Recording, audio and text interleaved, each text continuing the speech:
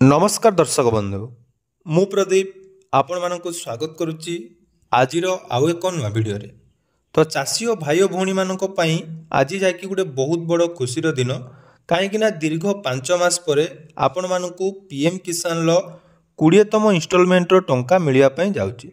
आपण मैंने समस्ते जानिथिबे केंद्र सरकार पीएम किसान योजनार 19तम इंस्टॉलमेंट टंका आपण मानक फेब्रुआरी मासरे मिलिथिला एवं 20तम इंस्टॉलमेंट को आपण माने बहुत दिन धरी अपेक्षा करथिले जोटा कि जून मासरे मिलिबार थिला किंतु जून मासरे कोनोसी भी कारणरू टंका मिली नथिला।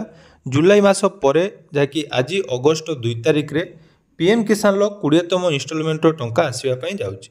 तेणु जो चाषी और भाई भौणी माने पूर्वरु पीएम किसान योजनार सहायता पाइबा पई आवेदन करथिले बा आपण मानकर ना जदि वर्तमान लिस्ट रे अछि ताले आपण मानकु पीएम किसान योजनार 20तम इंस्टॉलमेंट टंका आसवाई जाऊँगी।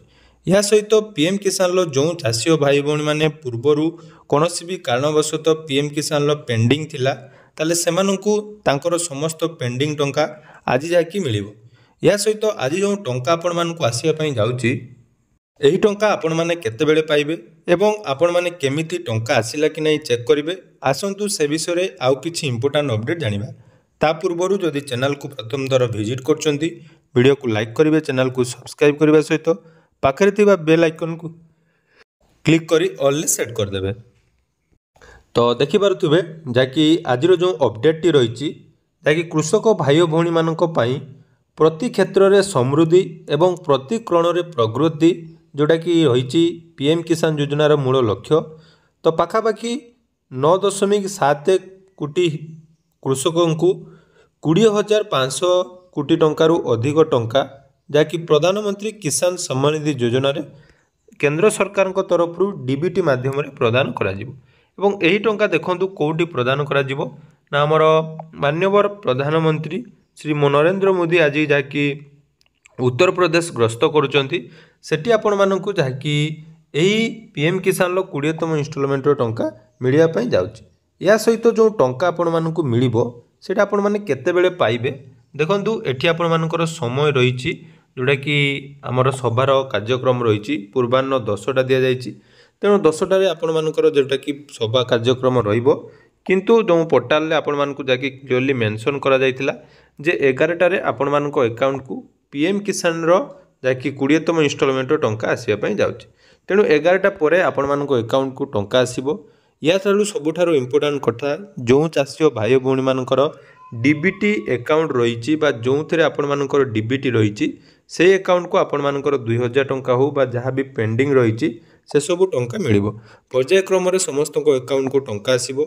तो टंका आसवाई आपण मानकु समय जोटा कि लागिबो 11टारू जदि टंका छाड़ा जाए ताले आज संध्या सुधा प्रत्येक अकाउंट को जोटा कि अल्फाबेटिकल ऑर्डर मध्य आसवाई जाइबो। जेमिति कि जो बैंक अकाउंट ए रु जमिति कि एयरटेल पेमेंट बैंक यही सब बैंक रे सर्वप्रथम टंका आसी था यहाँ आपण मैंने जानिथिबे।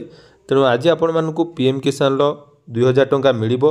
तेणु समस्त चाषी और भाई भौणी मानक पई आज दिनटी बहुत बड़ खुशीर खबर एवं ऑलरेडी ए विषय में डिटेल्स वीडियो बनई देछि जे को मानकु पीएम किसान टंका मिलिबो। जो माने सीएम किसान पाइचंती सेमानक पई जाकि आज दिनटी निहाती अपेक्षा करिया पई पड़िबो जेहेतु वर्तमान सुधा पोर्टाल रे सीएम किसान एवं पीएम किसान को नहीं किसी भी अपडेट आसी नहीं। या सहित जो मानकर पीएफएमएस रे ऑलरेडी टंका शो करुच्ची से मानकु पीएम किसान टंका मिलवा पई जाउची।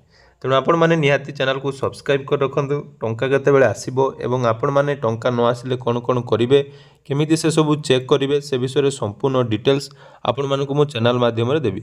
या सहित जो चाषी और भाई भौणी माने एपर्यंत आम टेलीग्राम चैनल जॉइन ही नांती टेलीग्राम चैनल आपण माने जॉइन हो जातु कारण टंका आसिला परे आपण मानकु सेठारे मु अपडेट दे देबी।